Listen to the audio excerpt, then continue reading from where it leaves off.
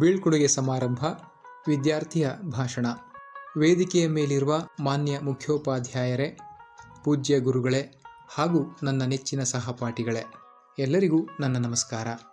ಇಂದು ನಮ್ಮೆಲ್ಲರ ಪಾಲಿಗೆ ಒಂದು ಅವಿಸ್ಮರಣೀಯ ದಿನ.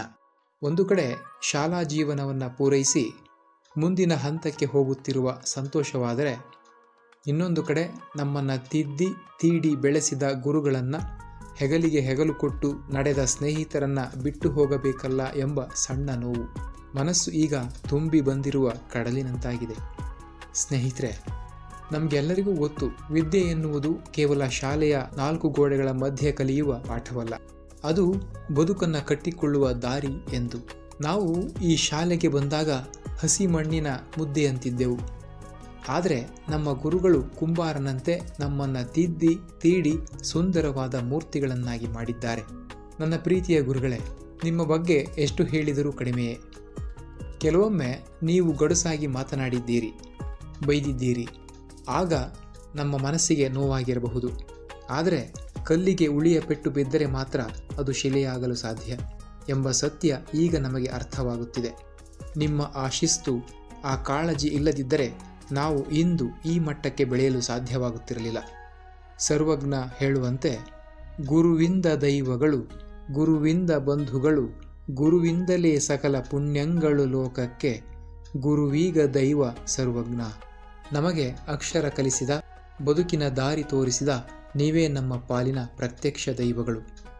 ನಿಮ್ಮ ಋಣವನ್ನು ನಾವು ಈ ಜನ್ಮದಲ್ಲಿ ತೀರಿಸಲು ಸಾಧ್ಯವಿಲ್ಲ. ಆದರೆ ನಿಮ್ಮ ಹೆಸರನ್ನು ಉಳಿಸುವಂತಹ ಕೆಲಸ ಮಾಡಿ ತೋರಿಸ್ತೇವೆ ಎಂಬ ಭರವಸೆಯನ್ನು ಈ ವೇದಿಕೆಯ ಮೂಲಕ ನೀಡುತ್ತೇವೆ. ಇನ್ನು ನನ್ನ ನೆಚ್ಚಿನ ಸಹಪಾಠಿಗಳೇ, ನಮ್ಮ ಮುಂದೆ ಈಗ ದೊಡ್ಡ ಸವಾಲಿದೆ. ಅದುವೇ ವಾರ್ಷಿಕ ಪರೀಕ್ಷೆ. ಇದು ನಮ್ಮ ಭವಿಷ್ಯದ ಬಾಗಿಲು ತೆರೆಯುವ ಕೀಲಿಕೈ. ಇಲ್ಲಿಯವರೆಗೆ ನಾವು ಆಟ ಪಾಠಗಳಲ್ಲಿ ಕಾಲ ಕಳೆದಿದ್ದೇವೆ. ಆದರೆ ಈಗ ಸಮಯ ಪ್ರಜ್ಞೆ ಬಹಳ ಮುಖ್ಯ. ಸ್ವಾಮಿ ವಿವೇಕಾನಂದರು ಹೇಳ್ತಾರೆ, ಹೇಳಿ ಎದ್ದೇಳಿ, ಗುರಿ ಮುಟ್ಟುವ ತನಕ ನಿಲ್ಲದಿರಿ ಎಂದು. ಈ ಮಾತು ಈಗ ನಮಗೆ ಮಂತ್ರವಾಗಬೇಕು. ಪರೀಕ್ಷೆಗೆ ಇನ್ನು ಕೆಲವೇ ದಿನಗಳಿವೆ. ಸಮಯವನ್ನು ವ್ಯರ್ಥ ಮಾಡದೆ ಶ್ರದ್ಧೆಯಿಂದ ಓದೋಣ. ನಮ್ಮ ಸೋಲು ಗೆಲುವುಗಳು ನಮ್ಮ ಕೈಯಲ್ಲೇ ಇವೆ. ನಮ್ಮ ಹೆತ್ತವರು ಮತ್ತು ಗುರುಗಳು ನಮ್ಮ ಮೇಲೆ ಇಟ್ಟಿರುವ ನಂಬಿಕೆಯನ್ನು ನಾವು ಉಳಿಸಿಕೊಳ್ಳಬೇಕು.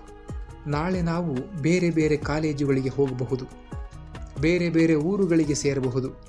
ಆದರೆ ಈ ಶಾಲೆಯಲ್ಲಿ ಕಳೆದ ಸುಂದರ ಕ್ಷಣಗಳು, ಆ ಚರ್ಚೆಗಳು, ಆ ನಗು ಎಂದಿಗೂ ಮರೆಯಾಗಬಾರದು. ನಾವು ಎಲ್ಲೇ ಇರಲಿ, ಎಷ್ಟೇ ಎತ್ತರಕ್ಕೆ ಬೆಳೆಯಲಿ, ನಮ್ಮ ವರ್ತನೆ ಸಮಾಜಕ್ಕೆ ಮಾದರಿಯಾಗಬೇಕು. ಸ್ನೇಹಿತರೆ, ಕೊನೆಯದಾಗಿ ಒಂದು ಮಾತು. ಈ ಶಾಲೆಯ ಹೊಸ್ತಿಲನ್ನು ದಾಟುವ ಮುನ್ನ ನಾವೆಲ್ಲರೂ ಒಂದು ಪ್ರತಿಜ್ಞೆ ಮಾಡೋಣ.